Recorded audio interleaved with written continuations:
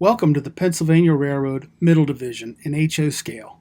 My name is Jerry Britton, and I am modeling Lewistown, Pennsylvania in the 1950s. Why Lewistown, you might ask? Well, there were a number of factors that led me to this decision, but I can tell you that in addition to Lewistown, my final candidates were the Cumberland Valley branch near Lemoyne, and the Bellefonte branch right at Bellefonte, which would also include the Bellefonte Central Railroad, a short line. But I did decide on Lewistown. I had to choose an era based on my own preferences for what would be featured on the layout. I wanted large steam locomotives, which would include M1s and I1s, and steam ended in 1957, so I had to model before that. I also liked the early diesels, like the E7s, the E8s, the F3s, the F7s, the Alco PAs, the Jeeps, the Sharks, the Centipedes. So I really had to go with 1951 and later to take all these in. I also liked truck train, which was the initial service of putting highway trailers on flat cars. This started in mid-1954, and they ran with mixed LCL, less than carload, trains. So now I'm between 1954 and 1957. As for paint scheme, Circle Keystone had been around for decades by then, and Shadow Keystone was introduced in 1954. So for the most part, I want 1954 and later, but I'm calling it the mid-1950s. The Pennsylvania Railroad Middle Division is bordered by Harrisburg and Enola to the east and Altoona to the west. Lewistown is right in the middle. Most freight trains at the east would be in Enola. Some would come out of Harrisburg. The passenger traffic would come out of Harrisburg, and Lewistown was the midpoint yard. Looking at a close-up map of the area, the main line comes in at the bottom here and follows the Juniata River, comes up past Lewistown, and extends westward towards Pittsburgh and Altoona. Coming out of Lewistown Junction, we have the Lewistown Secondary, which goes into downtown Lewistown, where it terminates. There's also Furnace Branch siding, which stretched through the southern part of Lewistown. The Milroy Secondary, which I'm modeling, starts at the end of the Lewistown Secondary and comes up through, still considered Lewistown, up where Electric Avenue is, and comes in here through to Burnham, on up to Yeagertown, through the Man's Narrows, through Reedsville, and out through Honey Creek, Nagany, where there was a large quarry, and terminating at Milroy. It's also worth noting that this map shows a defunct trolley line that came up as far as Reedsville. And also from Reedsville westward, there was the Kishigakilis Valley short line, which ended operations in 1941. And I'm actually going to model this interchange right here using a fictitious Pennsylvania Midland Railway that I came up with, and I'll cover more on that in another topic. Lewistown was attractive because it was a midpoint between Harrisburg and Enola and Altoona. It was a busy four-track main line, and it had a significant locomotive facility and yard. The station and part of the yard survives, so it is easy to visit, and the viscose plant nearby required switching twice a day. The Lewistown Secondary offers a substantial downtown section of modeling, including street running. There's also a large freight transload station. The Milroy Secondary offers a scenic rural setting with numerous towns and a couple of large industries in Standard Steel and the Nagany Quarry. So, how am I modeling the Lewistown area in HO scale in my basement? The layout is designed on 3 levels. Down at the first level, part of the layout is hidden. This is what's called staging. There's 20 tracks where trains can be held until they're ready to run on the railroad.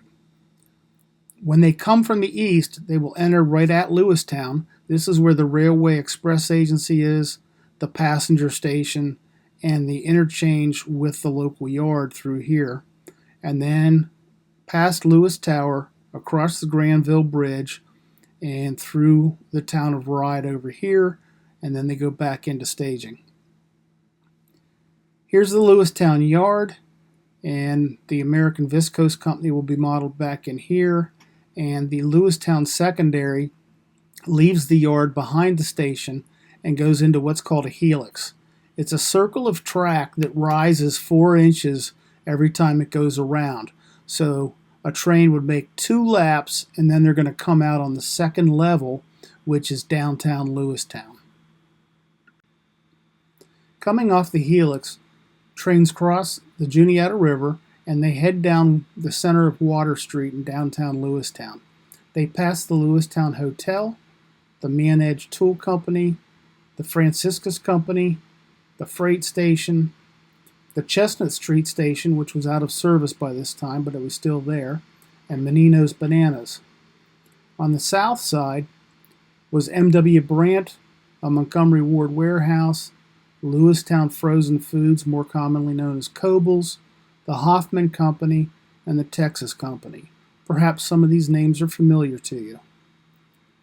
There's a junction here, and this is the line that goes to Sealands Grove and Sunbury, and then the Milroy secondary turns off to the left and goes out of sight, and then it goes up a helix also to get to the top level.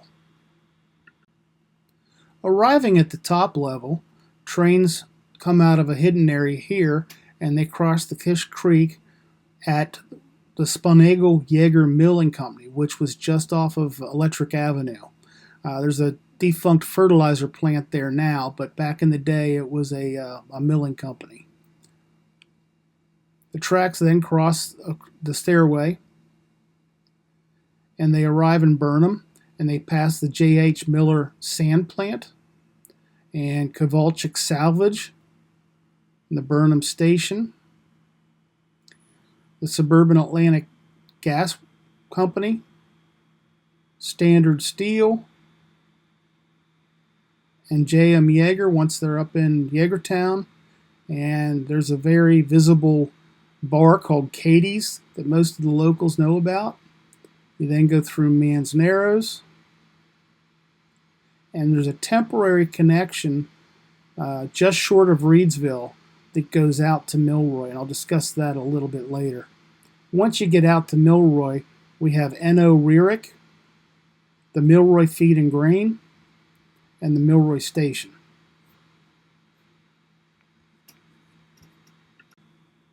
So let's take a quick tour. Some of these photos are really outdated. I will have another video that are showing current photos, and there's a lot of scenery progressing, so it's looking a lot better now. Here's the Lewistown station area. You can see the station and the eastbound platform on the right, and in the distance you can see the hotel and the Railway Express Agency. Those buildings were all constructed by the late Joe Henry Klein, and he did a fantastic job. Here's a photo comparing the past with the present.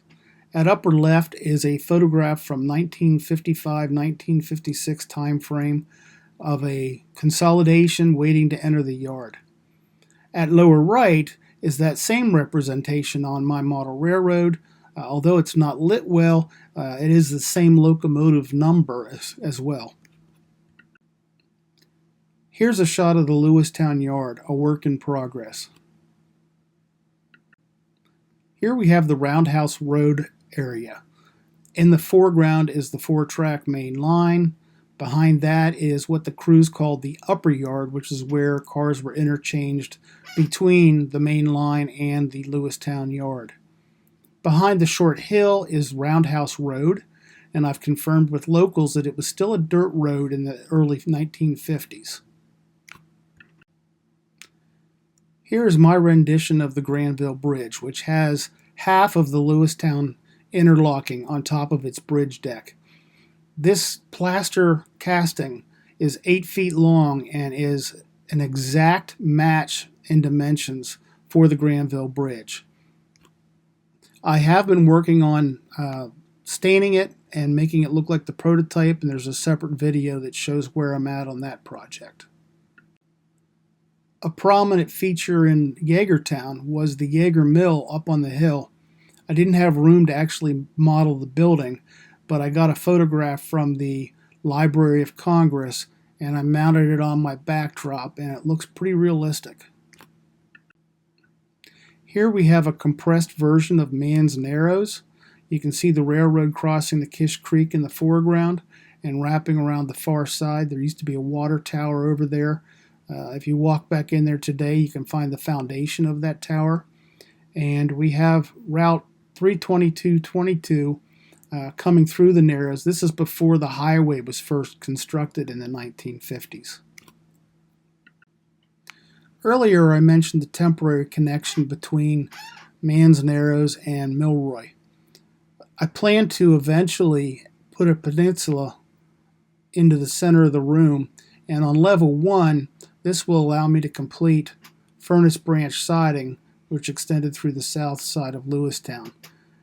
Included industries will include the Sun Oil Company, J. Krensman, Lewistown Ice and Storage, Juniata Gas and Oil, Lewis Sitkin, Pennsylvania Edison Company, American Gas Company, Overhead Door Company, and Cluett Peabody and Company.